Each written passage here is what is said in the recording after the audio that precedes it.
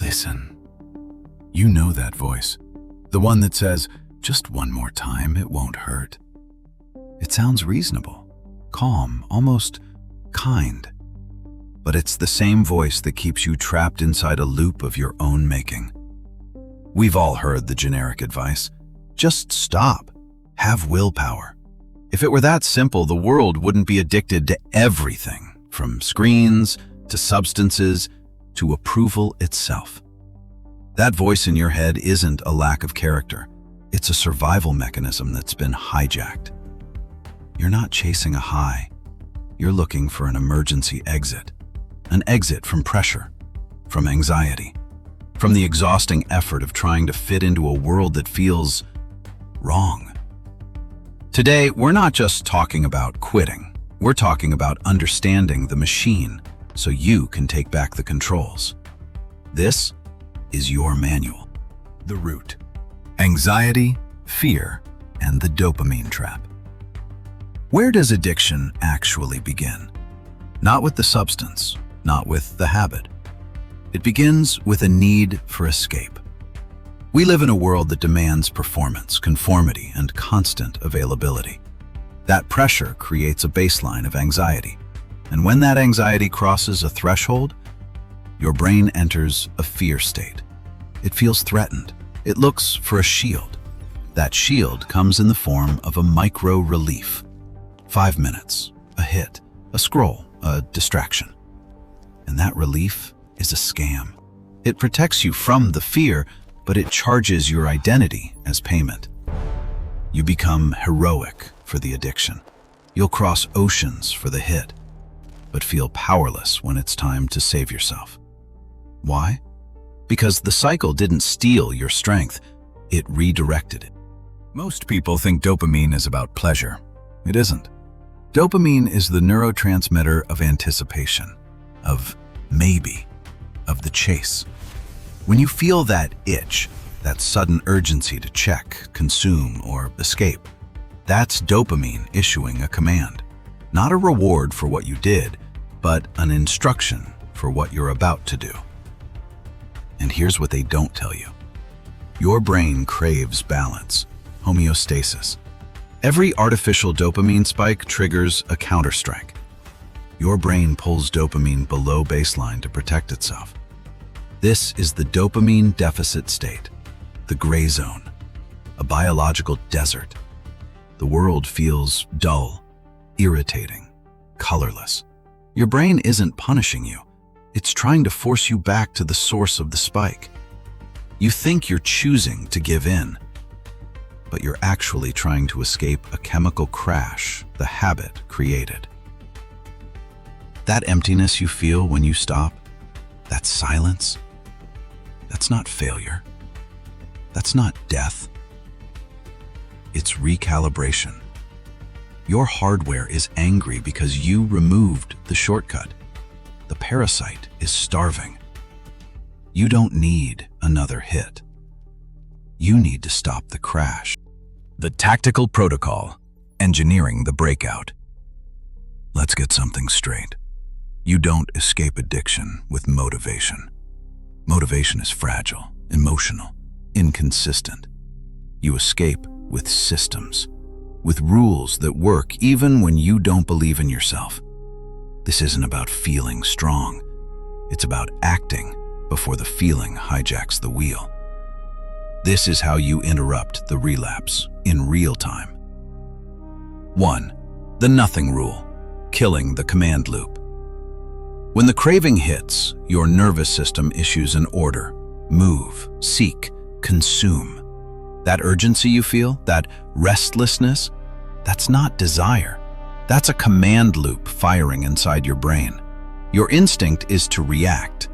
Your power is to refuse execution. Do nothing. Sit still. No phone, no pacing, no distraction. Just observe. Feel where the craving lives in your body, your chest, your jaw, your hands. Treat it like weather, because that's all it is, a chemical wave. It rises, it peaks, and it must collapse. Every time you stay still, you send a message to your hardware. This impulse is not a command. That's how neural highways lose power. That's how the parasite starves. 2. The 10-minute friction buffer, breaking the automatic path. Your brain cannot process forever, but it understands later. So you don't say, never again, you say, not now. Delay the action by 10 minutes. But here's the key. Those 10 minutes must not be passive. You create friction.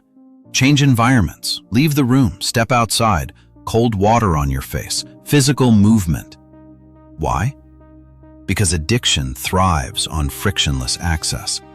When you interrupt the environment, you interrupt the loop. Most cravings don't survive 10 minutes of resistance. They depend on immediacy. Delay kills momentum. 3. Data intelligence, turning the enemy into a map.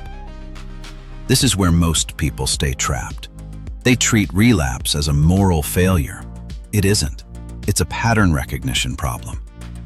You don't fight patterns with shame. You fight them with data.